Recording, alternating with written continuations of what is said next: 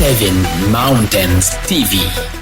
Nemerere mbasuhuze mwese kandi nizere ko mumeze neza aho muri amahoro. Uyu ni Emma, iyi ni Seven Mountains TV. Reka nizere ko muguwe neza kandi reka nizere ko ubuzima burimo bugenda neza. Yes. Maze iminsi ndimo kwibaza mvuga ngo tuzaganire ku kintu bita agakiza cyangwa se tuzaganire ku kintu cyo kuba umuntu yakizwa. Se agakiza ni iki ku muntu utarakira agakiza ariko kandi akaba arimo arabona ibigenda bibera hano muri iki gihugu cyangwa se akabona ibigenda bibera ku isi hirya no hino? Ibyo nta bindi naho abitwaga abakozi b'Imana cyangwa se bakabaye ari ibyitegererezo tugenda tubona badutenguha cyangwa se tugenda tubona bahinduka abandi bandi, tukavuga ngo se aho kugira ngo dukizwe gutya ejo bazavuge ngo twari twarakurikiye se kibi, aho kugira ngo dukizwe gutya dukizwe nka runaka ejo duhurire mu kabari, aho kugira ngo dukizwe gutya ejo tuzahurire muri lodge, aho kugira ngo dukizwe gutya ejo tuzasange nibo barimo kudutereta, twebwe twahitamo tukabireka cyangwa se twahitamo tukabyihorera. Ukibaza ngo abantu bazakizwa bate? Ariko nagira nkubwire ngo agakiza kari personal kandi agakiza n'ak'umuntu ku giti cye, ntabwo buriya nta kintu bizaba bikumarira cyangwa se nta kintu bizakugezaho n'ubundi gukurikira umwana w'umuntu. Umwana w'umuntu ni umunyantege nke, umwana w'umuntu yuzuwemo na kamere, umwana w'umuntu aba yuzuwemo n'ibyaha byinshi. Iyo rero umwitayeho cyangwa se umukurikije, byanze bikunze aragutenguha cyangwa se byanze bikunze araguhinduka. Ahubwo agakiza kari personal.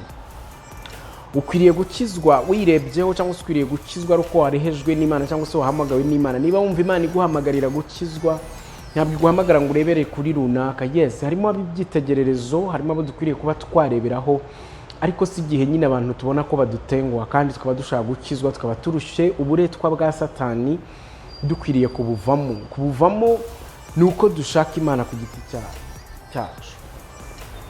Hari ahantu hamwe muri Bibiliya Yesu yigize kuvuga ngo nta uzaho undi kereka arehejwe na Data. Kureshwa ni uguteretwa kwa. Nta muntu uzaho undi kereka atereswe na Data. Kandi rero mumenye ibintu bibiri: habaho guteretwa cyangwa se kureshwa, habaho kwemera ko watereswe hanyuma ugakurikira. Abantu benshi Imana ibareshya mu gakiza cyangwa se abantu benshi Imana ibateretera gukizwa. Aho unyura ahantu wicaye mu modoka kumva indirimbo z'Imana, aho uri muri siporo kumva bacuranza indirimbo y'Imana, aho uba wicaye muri bara kumva bacuranza indirimbo y'Imana.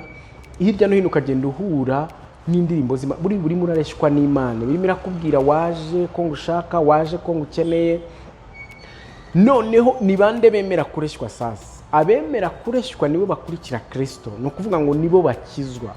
Abantu benshi turabyumva gakiza, abantu benshi turabyumva twagiye gusenga bisanzwe, kubera ko abantu benshi muri weekend bitabira misa, ariko ugasanga nyine kujyayo for fun, ni ukujyayo kuruhuka, ni ukujyayo ariko icyitwa gukizwa cyangwa se kwakira Kristo cyangwa se kuva mu byaha ugahindura direction. Kuko impamvu mvuga ngo nukujya yazi kujyayo, nukujyayo ukaza uri wa wundi, ujyayo wakoraga ibingibi by'Imana yanga n'umuntu ukagaruka ukibikora. Ariko nukuvuga ngo warehejwe na Data kandi akemera uko kureshywa, akemera gukurikira Kristo, niwe uharanira impinduka. Gukizwa n'iki bundi? Ni ukwakira Kristo ariko ukemera noneho kuyoboka amahame n'amabwiriza ye cyangwa se kugendera ku byo we ashaka cyangwa gutegeka.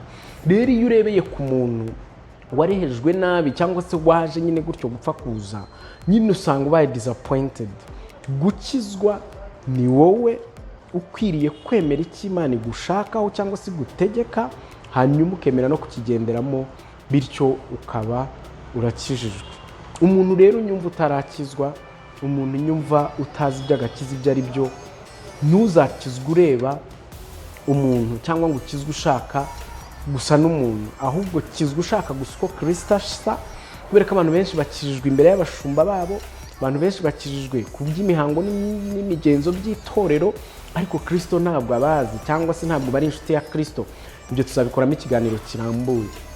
Ikindi ni uko iyo ukijijwe bakubwira ko uje mu buzima bwiza, ukijijwe uje utazarwara, ukijijwe uje utazagira ibibazo, ukijijwe utazakena, ukijijwe utazagira, no.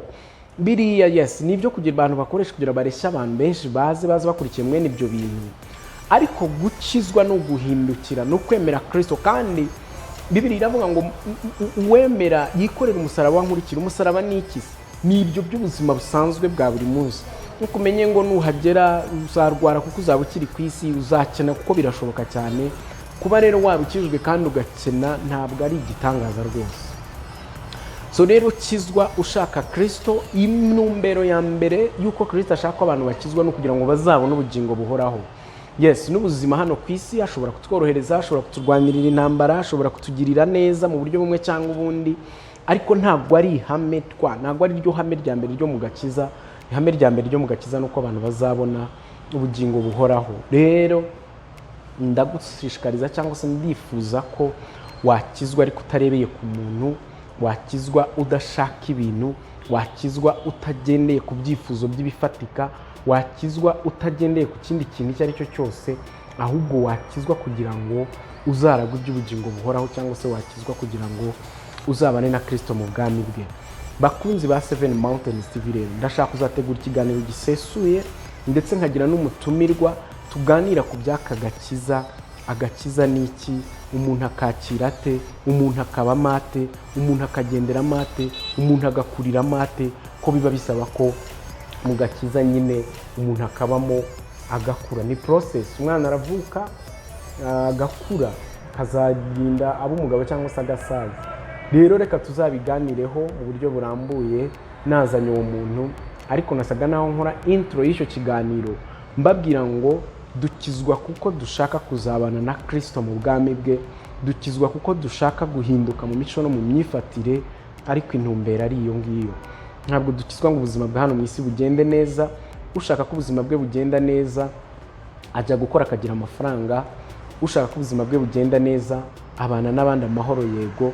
Ushaka gukizwa akaba hano mu isi neza, cyangwa se ushaka ko ubuzima bwe bwo mu isi bugenda neza atunganya iby'ubwo buzima nyine.